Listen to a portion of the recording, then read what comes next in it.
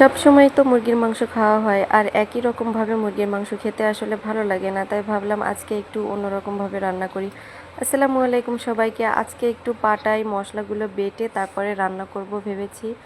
সেজন্য আজকে আমি পাটায় মশলাগুলো বাটা শুরু করলাম। এখানে আমি নিয়েছি শুকনা মরিচ, আদা, পেঁয়াজ, রসুন আর গোটা গরম মশলা, গোটা জিরা সুন্দর মতো পাটায় বেটে তারপরে আমি বাটিতে উঠাই নিলাম। দেন এখানে আমি কড়াইতে তেল গরম করে দিলাম। তেল গরম করে আমি প্রথমে আলুগুলোকে ভেজে নিব। আলুগুলোকে সুন্দর লাল টুকটুকি করে ভেজে নিব।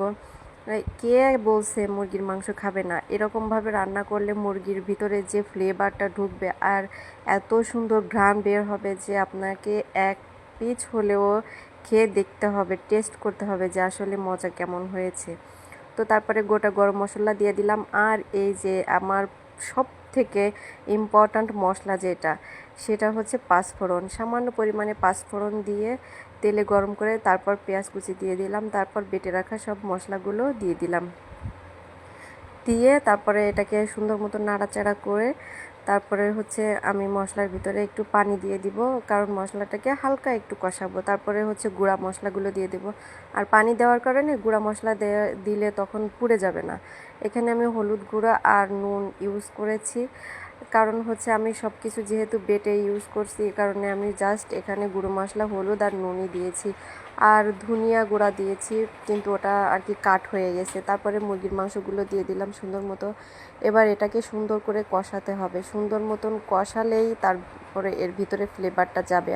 মশলার যে ঘ্রাণ বা মশলার যে ফ্লেভারটা, সেটা আসলে এখনই ঢুকবে, কারণ এই কষাইটা মেন। আপনার যে কোনো রান্নায়, প্রত্যেকটা রান্নাতেই কষানোটাই মেন। যত সুন্দর করে আপনি কষাতে পারবেন রান্নাটা তত টেস্টি হবে। তারপরে ঢেকে দিয়ে আমি সুন্দর মতো এটাকে কষিয়ে রান্না করব। এবার দেখেন ঢাকনা খোলার পরে মাংসটা কত সুন্দর সফট হয়ে গিয়েছে আর মশলাটা কষিয়ে মাংসের সাথে ভেতরে ঢুকে গিয়েছে। তারপরে তেল উঠে আসলে আমি এখানে সেই ভেজে রাখা আলুগুলো মিক্স করে দেব।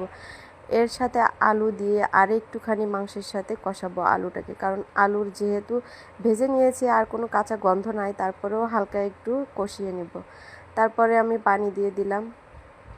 এখানে আমি ঝোলের পানি দিয়েছি 1 বাটি পরিমাণ, কারণ আমার আলুটাকে একটু সুন্দর মতো সফট করতে হবে। মাংসটা তো আমার অলরেডি সফট হয়ে গিয়েছে, আলুটাকে সফট করার জন্য আমি এখানে পানি দিয়ে দিলাম সুন্দর মতো। তারপরে আমি ঢেকে রান্না করব।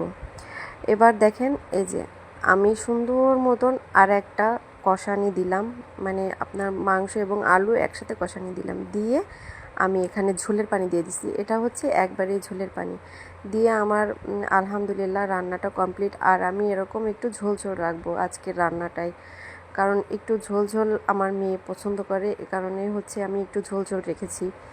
আর কি বলবো, মাংসটা এত বেশি টেস্টি হয়েছিল, আলহামদুলিল্লাহ, মাশাল্লাহ। আপনারা সবাই বলবেন এভাবে রান্না করেন কিনা। আল্লাহ হাফেজ।